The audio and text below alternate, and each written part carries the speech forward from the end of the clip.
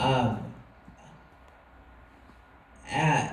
when I was 18 months old, I was, um, I was at my grandparents' house, and I was playing in the playroom, and I fell. Don't ask me how I felt,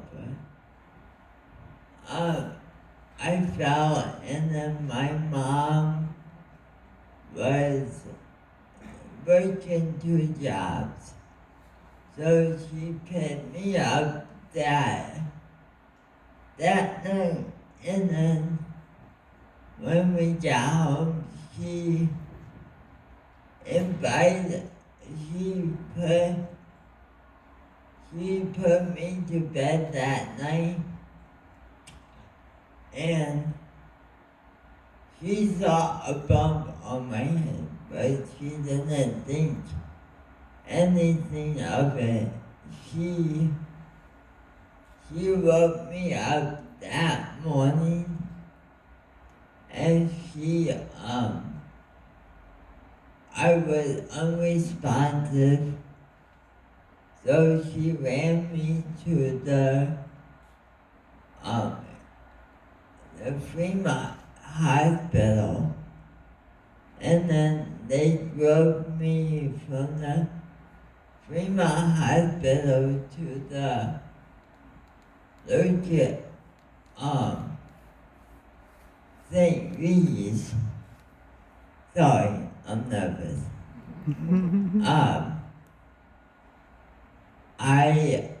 I went from St. Regis to MCO, also known as UTMC. And when I was there, they saw two rashes on both of my hips, and they blamed my mom for that. And also, they had to put a CPAP in me. They blamed my mom for that. And they blamed the main character in the movie for things too. So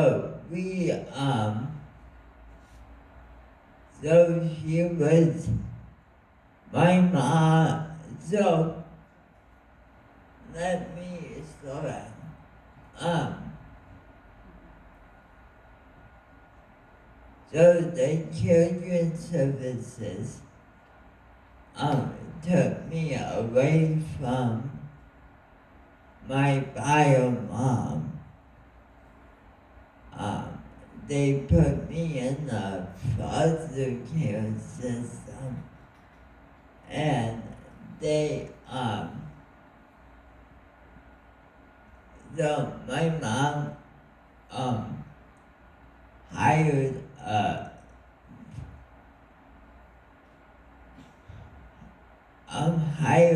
caseworker,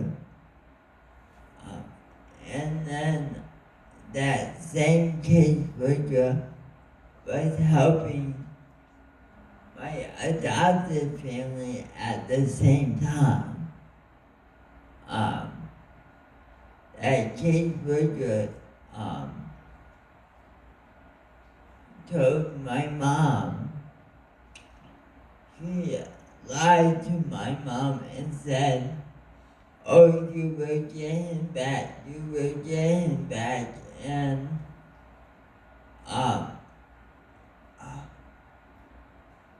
and she found out that he was having lunch with my her caseworker was having lunch with my adopted family. So she was fighting for me alone because my bio dad doesn't believe that I'm his, even though we did a DNA test. So she lost the battle. So I was adopted at the age of 3 on my 3rd birthday. From the ages 3 to 20, I was beat up, I was not fed right, I was locked outside. I missed my whole high school.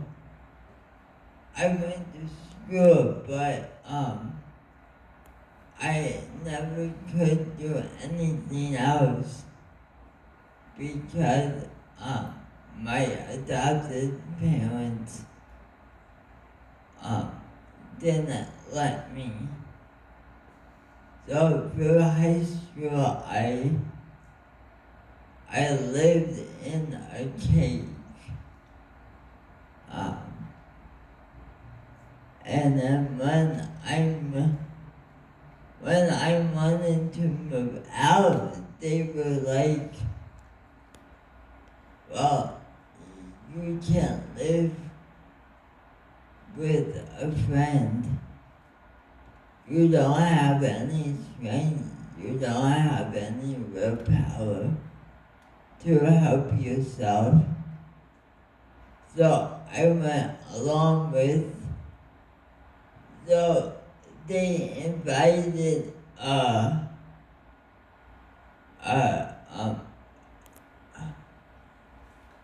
counselor whose name was Joe DeFesti.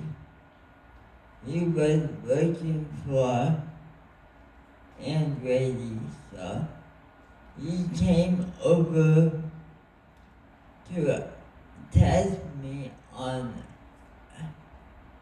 a lot, and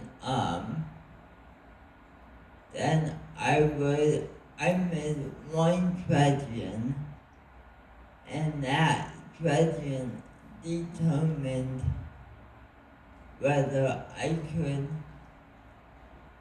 live on my own or I would have to live in a group home. They didn't, my adopted family didn't, they didn't hear me, they didn't listen to me. So I said, fine, I will go to Grady because I don't wanna fight with you anymore. And then I came to Grady on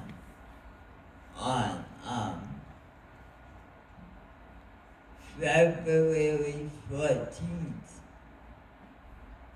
2017.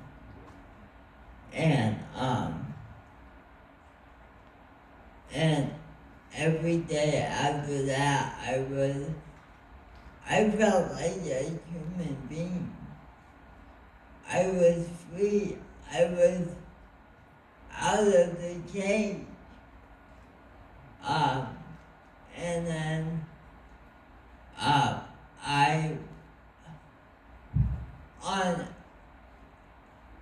in October of 2017, I met a wonderful lady. I call her I. Don't know how, but I did. And then she said, Tom, get over here. And I was like, am I in trouble? I did nothing. And then because I never had a girlfriend, I never had a girl that could like me. So, this lady was the first lady that ever was interested in me. And, so, her name is Jana.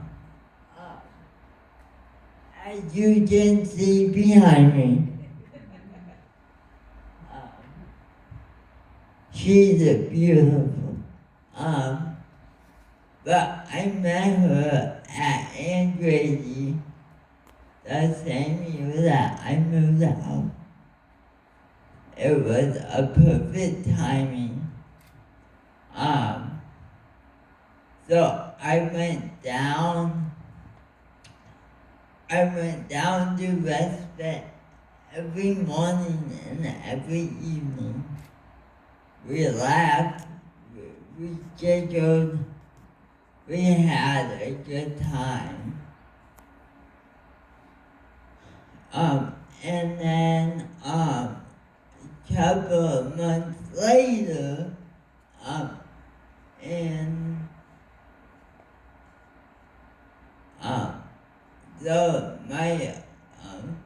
the former COO of the company, and Grady, said, Tom, you have a good singing voice. So he said, do you want to sing the national anthem? And I was like, I never thought about that. So every day after that, I started practicing. I mean, every day. I would drive up and down the halls singing, oh, say, can you sing? And I know I was a little annoying, but it got me ready for that day. And then Child Sabbath was the IT department put it in a email form to send to the Mayans, and we didn't hear anything for a while after that. So me and Roger was like, at least we tried. And then one day I was at the day program and he was in his office, and he got a call from the Mayans and said, would Tom want to sing the national anthem in front at Fifth Field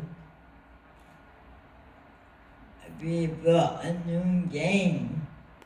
And he was like, well, yeah. And then so he hung up the phone and went over to the day program where I was. And he told me the news.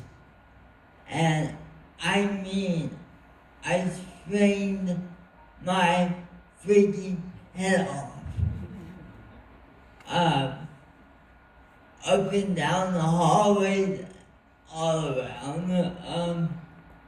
So I sang the national anthem on July 14th, July 14th, before a noon game. The newspaper covered it, Channel 11 covered it. My fiance was there. My adopted family was there because I didn't want to hurt them as they hurt me. And then a couple months after, Aunt Grady approached me and said, or Sean approached me and he said, we need to bring this guy in for an interview. So that morning I got dressed with my suit and tie.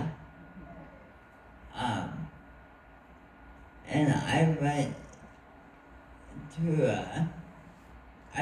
into an interview, and I aced that interview. I knew it. And then Sean said, do you want to talk to new hires? And I'm like, I have a story to tell. So why not? So I've been doing that. And a couple months after that, my friend Randy,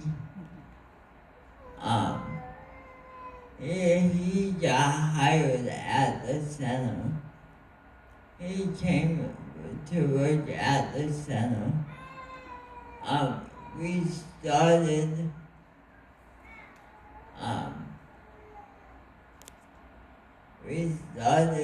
projects, and one of the projects is a PowerPoint that I'm going to show people on the 31st. I put a PowerPoint together to go to middle schools, high schools, and colleges. And that's why I'm here today. That's why I have confidence, because I was born for this.